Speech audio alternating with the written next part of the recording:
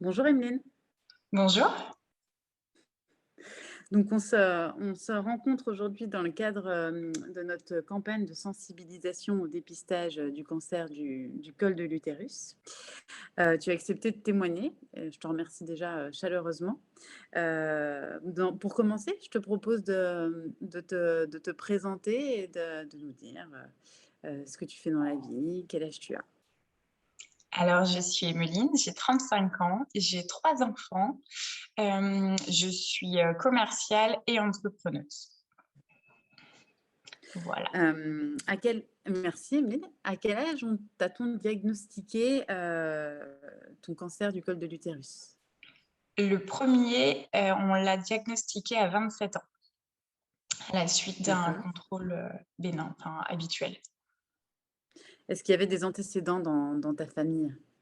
Pas du tout, aucun, aucun. Donc, comme tu me l'as dit, on l'a découvert suite à un contrôle bénin. Est-ce que tu avais été sensibilisée auparavant par un moyen ou par un autre au dépistage et à ce cancer? Eh bien non, pas du tout. En fait, j'avais pas forcément la notion de ce qu'était ce cancer. Ça me semblait plutôt irréel dans le sens où, pour moi, les jeunes femmes de moins de 30 ans n'étaient pas forcément concernées et j'avais même, plutôt des a priori par rapport aux différentes campagnes qui étaient en cours à ce moment-là sur le papillomavirus et sur les vaccins contre le papillomavirus. J'avais un regard un petit peu extérieur et un petit peu, presque négatif de la chose, effectivement. Donc non, suite à ce dépistage inopiné, je suis un peu tombée des nues. J'ai découvert. Quand tu nous parles de regard négatif, moi j'aimerais bien aller plus loin. Qu'est-ce que tu pouvais penser de ce type de cancer? Est-ce que tu faisais une association avec ce cancer et la sexualité ou avec des choses de ce type? Et beh, j'avais un jugement qui était faussé parce que les campagnes qui étaient en cours à ce moment-là, c'est vrai qu'on parlait presque d'une sexualité débridée. On avait l'impression qu'en fait, ça ne concernait que les femmes presque de mœurs légères, entre guillemets. Et je me considérais pas comme telle parce que j'avais pas eu beaucoup de partenaires. J'avais une vie, j'étais sexuellement active presque à la majorité, à peu de choses près. J'ai gardé le même partenaire pendant de nombreuses années, donc c'est vrai que je me sentais pas spécialement en danger entre guillemets. J'avais pas l'impression d'être concernée par ce qui était décrit. Et en réalité, c'est avec le recul, j'ai compris, c'est juste une question d'interprétation. Le message qui était passé n'était pas forcément très clair et intelligible pour moi, en tout cas à ce moment-là. Oui, mais tu vois, la question a tombé juste. Je t'ai posé cette question parce j'ai interrogé les femmes sur Noël il y a quelques temps sur la santé intime et sur les cancers gynécologiques. Et beaucoup d'entre elles parlent de honte du cancer gynécologique parce qu'elles associent ça à une sexualité qu'on n'a pas d'ailleurs À à juger. juger, mais oui, qui associe ça à la sexualité. Et donc, du coup, comme tu le dis, à une sexualité qui peut être plus ou moins intense avec différents partenaires. Enfin voilà. Et donc, du coup, il y a encore une honte sur ces cancers gynécologiques. Est-ce que toi, tu as pu le ressentir, ça, cette difficulté à en parler? Non, moi j'ai eu une difficulté à en parler, mais qui n'était pas liée à une honte, parce qu'en fait j'ai eu la chance aussi d'avoir un gynéco qui m'a très vite expliqué les choses, la réalité des choses, le fait d'être porteur ou non, le fait qu'en réalité ce soit très très fréquent, mais que ça ne se déclare pas de la même manière chez tout le monde. Donc ça a dédramatisé énormément la situation et j'ai pu vivre ce cancer entre guillemets de manière plus aussi zen que ça pouvait l'être, en tout cas. Est-ce qu'avant, tu faisais régulièrement des dépistages ou des frottis? Pas du tout. Pas du Non. tout, pas du tout. Ça a été le premier. C'était ton premier? Ah oui, c'était Oui, ton premier dépistage. c'était mon Ok. deuxième enfant. Pourtant, c'était à la suite de mon second accouchement, mais c'était mon premier frottis. Oui, parce que ça, on n'en a pas parlé jusque-là, mais effectivement, le dépistage peut se faire lors d'un frottis et on reçoit les résultats du frottis suite à notre rendez-vous chez notre gynéco. Et donc, du coup, toi, quand tu as reçu les résultats, est-ce que tu as su interpréter? Est-ce que tu as compris qu'il y avait quelque chose qui n'allait pas? Alors, moi, une fois de plus, j'ai eu de la chance, c'est que mon gynéco m'a appelé tout de suite Tout parce de que, suite, OK. effectivement, bon, je sais pas si j'aurais paniqué en ayant reçu les résultats, mais je pense que comme à chaque fois que je reçois un examen médical, j'aurais sûrement eu le réflexe d'aller sur Internet checker tous ces mots savants qu'on ne connaît pas forcément, Mmh. j'aurais pu paniquer. Donc, mon gynéco a été vraiment dans l'anticipation. Il m'a passé un coup de téléphone avant, donc on a pu poser les choses très vite. Quel traitement tu as eu, pour, j'ai bien compris qu'il y avait eu 2 phases, hein. Il y a eu un 1er cancer et puis il y a eu ouais, il y a eu récidive, donc quel traitement tu as pu avoir? J'ai eu tout d'abord des séances de laser hebdomadaires, donc qui ne sont pas douloureuses, mais qui sont contraignantes. En plein de points, effectivement.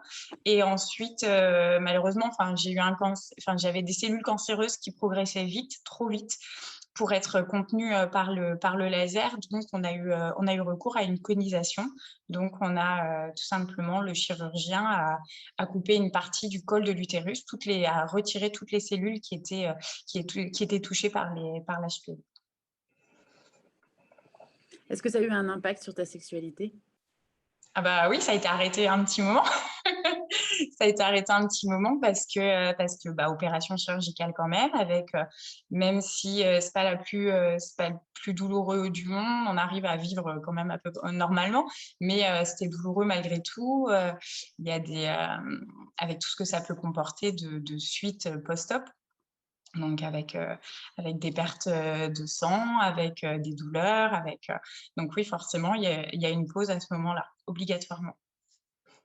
Et est-ce que tu as été accompagnée en dehors du suivi médical justement pour toutes ces facettes, voilà, qui peuvent être la prise en charge psychologique, la prise en charge au niveau de la reprise d'une sexualité, tout type de prise en charge comme on peut en ressentir le besoin à ce moment-là? Est-ce que tu as été accompagnée à ce moment-là?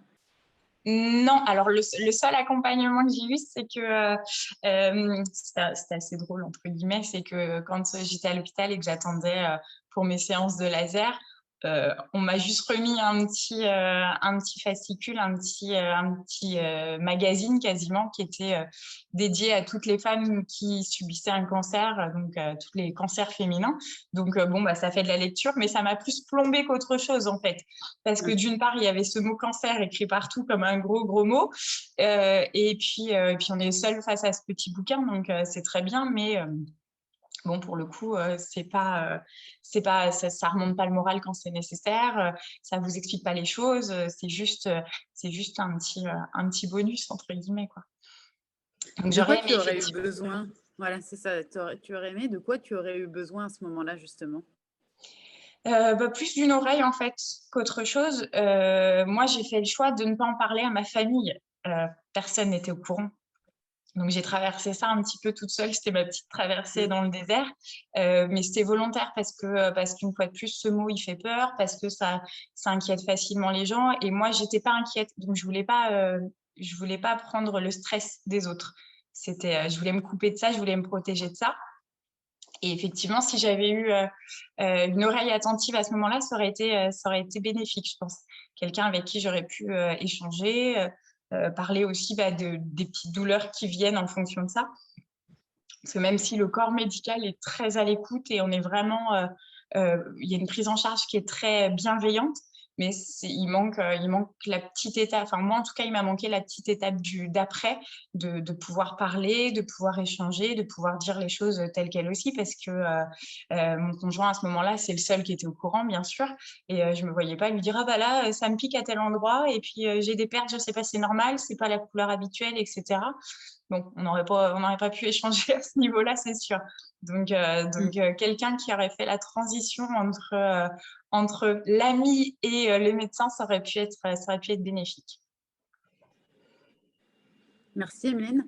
Et qu'est-ce que tu pourrais dire aujourd'hui à toutes ces femmes, qui se posent des questions sur ce cancer ou ces femmes qui aujourd'hui, ne font pas forcément de dépistage en pensant que ça n'arrive qu'aux autres?